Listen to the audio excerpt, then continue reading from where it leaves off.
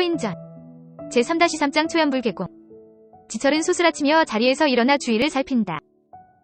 이제 지철의 눈에 어두움은 없었고 주변은 환히 보였으며 몸도 무척이나 가볍고 몸 안에 또 다른 활기로 힘이 넘쳤다. 그렇군. 내가 어르신의 도움을 받아 음기조식을 하였는데 놀랍다. 내 안에 이러한 힘의 충만감은 뭐라 설명할 수 없구나. 지철은 석탁을 바라보았다. 하지만 그곳에는 아무도 없었다. 수역의 모습은 보이지 않았다. 석실 출입문을 보았다. 닫혀 있었다. 출입문으로 걸어나갔다. 지철은 출입문에 섰으나 출입문이 열리지 않아 성문을 더듬고 두드려본다.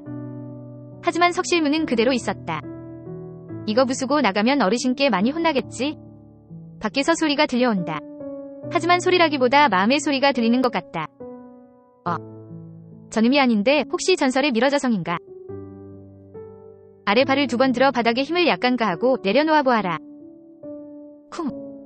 쿵 그르르릉 터 이거 자동문이네. 놀라운 기관이로고 밖은 자결하는 태양빛으로 매우 눈부셨다. 태양은 중천에 떠올랐고 비온 뒤라 청명하여 더욱 하늘이 맑다. 지철은 잠시 멍하니 하늘을 본다. 제길 내가 절벽을 오를 때부터 비가 오더니 지금은 비가 그쳤네. 이런 썩을. 수역은 밭에서 채소를 가꾸고 있고 군데군데 난 잡초를 손으로 뽑고 있다. 지철의 눈에는 20대 초반 젊은이가 소일하는 것처럼 보인다. 어르신이 발로 안동을 하였는가? 웬 젊은이가 아님 어르신이 제자를. 그건 세가의 규칙에 어긋나는 거고. 이리 오너라. 그 목소리다. 혹시나 목소리가 젊다 해서 의문이었는데 허공을 격하고 징기를 넣어주셨던 어르신이구나. 부르셨습니까? 소손정식으로 다시 인사를 드립니다. 철퍼덕. 지철은 땅바닥에 큰 절을 올린다. 소손 연시세가 53대 장손 연지철이 옵니다. 그래 간밤에 잠은 잘 자는가? 물론 3일을 잤으니까. 피로는 이제 풀렸겠지? 제가 3일을 잤으니까. 머리를 긁고 있는 지철을 보라. 그리고 보니 지철의 눈은 매우 퉁퉁 부어 있었다. 오랜 시간 잠을 잤거나 아주 피곤해 보이는 눈이다. 지철은 어려서부터 연시세가 상행을 따라다닐 정도로 아주 튼튼한 몸을 가지고 있었다. 또한 덩치와 같지 않게 매우 아주 부지런한 사람이었다. 다만 인상과 덩치는 게으르고 고집불통의 아나무인인 것처럼 보일 뿐 그 마음은 순정이 있으며 정의감, 사명감 하면 세가의 대표일 정도이다. 하지만 지철은 단순하였는데 깊이 생각하는 것은 싫어하고 오직 무공과 먹을 것과 재물을 삶의 우선으로 여기고 있었으니. 어르신 어떻게 이렇게 젊은 모습을 하고 계십니까? 난 연수역이다. 뭐라고요?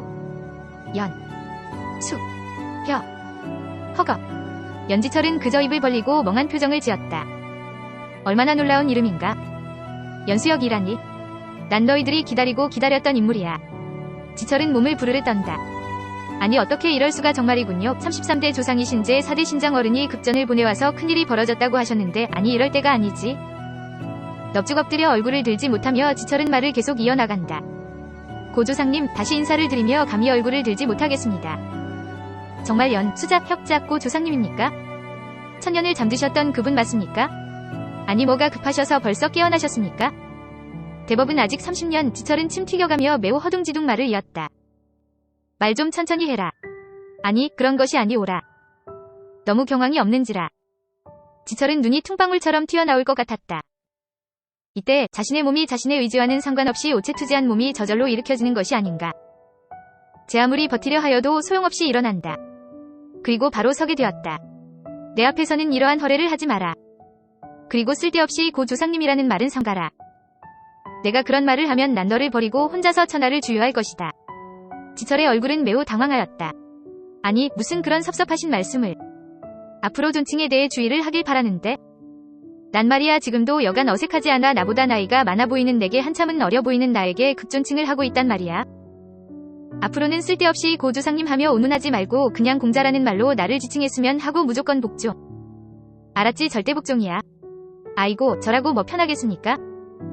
한참 어린 조카 동생 같은데 내가 너의 조카 같지? 순간 지철은 너무 놀라 자리에서 쓰러졌다. 자신이 혼자 생각하는 것을 수역이 지적한 것이다. 난 참고로 속마음의 말까지도 알 수 있는 능력이 있다. 앞으로 특별히 유의하도록. 내가 너보다 나이가 한 1000살 가까이 많다는 것을 명심하도록. 지철은 다른 말은 귀에 들어오지 않았다. 그래서 수역에게 급하게 질문한다. 정말입니까? 사람의 마음을 읽을 수 있다니 아니 무슨 그런 능력이 있습니까? 하긴 천년이면 가능도 하겠군. 아무튼 그만. 너의 조상 33대 자손 관주 신장 말이냐? 또 지철의 생각에는 4대 신장이 떠오르고 있었다. 아니 나의 속마음을 정말 아시네. 다른 사람의 속마음을 아시면 무슨 재미로 살까?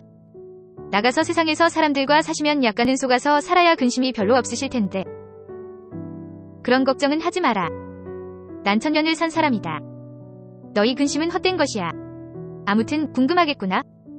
너희 조상은 입적했다. 하지만 너무 서운하게 생각지 말아라. 그는 우화등선하였다. 괘씸한 것이 나보다 먼저 우화등선이라니 싹수도 없어? 요즘 것들은 정말 싹수가 없어? 아니 무슨 말씀입니까? 그분의 세수는 이미 200하고도 78세나 되었는데. 하긴 고 조상 아니 수역공자님에 비한다면 세 발이 피죠.